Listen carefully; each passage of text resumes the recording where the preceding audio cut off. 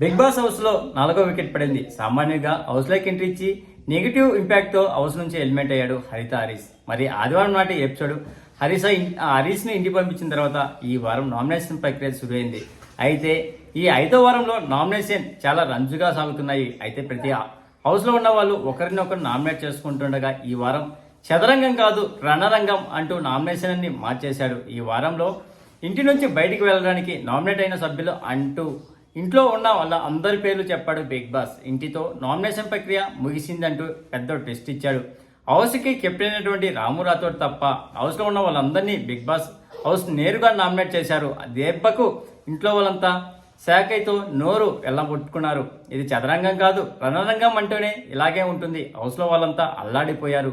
Flora సైనిని host డైరెక్ట్గా nominate చేశారు కాబట్టి ఆమె ముందే నామినేషన్లోకి వచ్చింది. అయితే నామినేషన్ ప్రక్రియ ముగియడంతో ఆ నామినేషన్ నుంచి ఇమ్యూనిటీ పొందడం కోసం బెడ్ టాస్క్ ఇచ్చాడు. ఇందులో నామినేట్ అయిన సభ్యులంతా బెడ్ పైకి ఎక్కి ఒకరినొకరి కింద తోసి పారదొబ్బాలి టాస్క్ ఇచ్చారు. ఇందులో చివరికి ఎవరు మిగిలితే వాళ్ళే ఇమ్యూనిటీ లభిస్తుంది. అయితే మొదటగా గోల్డెన్ స్టార్ అయినటువంటి హిమాలయన్ను ఫస్ట్ టార్గెట్ చేశారు.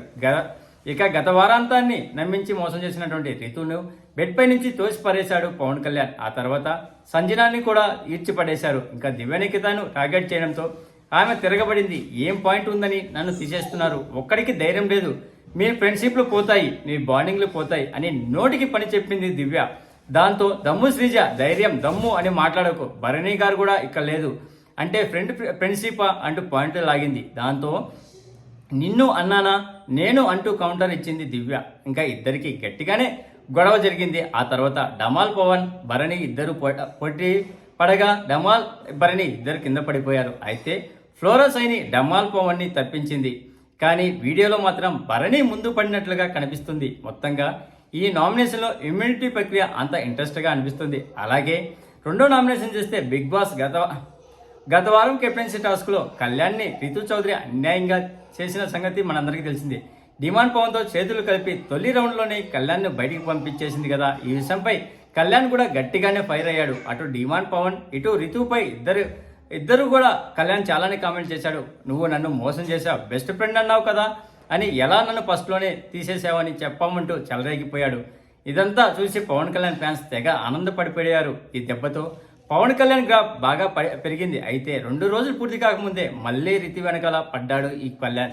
తాజాగా వదిలిన ప్రోమోలు రితు దగ్గరికి వెళ్ళి చెంపలు చేతిలో పట్టుకొని సారీ చెప్పాడు. నువ్వెందుకు సారీ చెప్తున్నావు ఇప్పుడు అని రీతు అడిగితే మాట్లాడలేదు కదా అందుకని అంటూ తల మీద బుగ్గల మీద చేతులేస్తూ మళ్ళీ పులిహోర మొదలు పెట్టేశాడు. ఇంకా ఇదంతా ఎదురుగా కూర్చొని చూస్తున్నటువంటి తనుజ పక్కుమని నవ్వింది. ఇంకా కళ్యాణ్ సారీకి రీతు చెప్పిన సమాధానానికి మామూలుగా లేదు. ఇంకోసారి నా మీద అరవకు, కావాలంటే రూమ్కి తీసుకెళ్ళి తిట్టు అంటూ రీతు అనేసరికి మన పవన్ కళ్యాణ్ సిగ్గుపడుతున్నాడు. ఈ ప్రోమోలో ఇమ్యూనిటీ టాస్క్లో ఆ తర్వాత ఏం జరిగిందో చూపించారు. అప్పటికే డిమాండ్ పవన్, సుమన్ శెట్టి, దివ్య ఈ టాస్క్ నుంచి అవుట్ అయ్యారు. ఈ బెడ్ మీద రీతు చౌదరి, తనుజ, హిమానియల్, భరణి, కళ్యాణ్, దమ్ము శ్రీజ మిగిలారు. రే ఇద్దరిని ఎత్తేచురా అంటూ తనుజ రీతు గురించి కళ్యాణ్ అన్నాడు. ప్లీజ్ వద్దు అంటూ తనుజ బతిమాలింది. ఇంతలో రీతు చౌదరిని ఎత్తి కింద పడేశారు పవన్ కళ్యాణ్. హిమానియల్, దమ్ము ఆ తర్వాత ఇదే ఆఖరి రౌండ్ అంటూ బిగ్ బాస్ ప్రకటించాడు. ఆ సమయానికి హిమానియల్, భరణి, కళ్యాణ్, శ్రీజ, దమ్ము బెడ్ మీద మిగిలారు. మన ముగ్గురులో ఎవరికి ఎక్కువ ఓట్లు అయితే వాళ్ళనే తోసేద్దామని భరణి సలహా ఇచ్చాడు. ఇది వినగానే ఫస్ట్ నుంచేమో టీమ్గా ఆడి ఇప్పుడేమో లాస్ట్ వచ్చేసరికి ఎందుకిలా అంటూ రితు అరిచింది.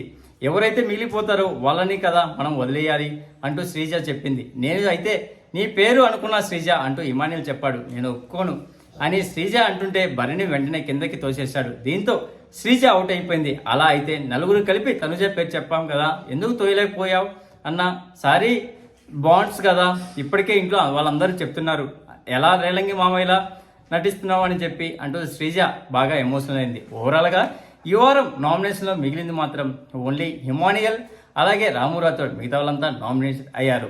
ప్లీజ్ ఫ్రెండ్స్ లైక్ చెప్తే లైక్ చేయండి, కొత్తగా వచ్చిన వాళ్ళు సబ్స్క్రైబ్ చేయండి. Thank you. Signing off your Mahindra.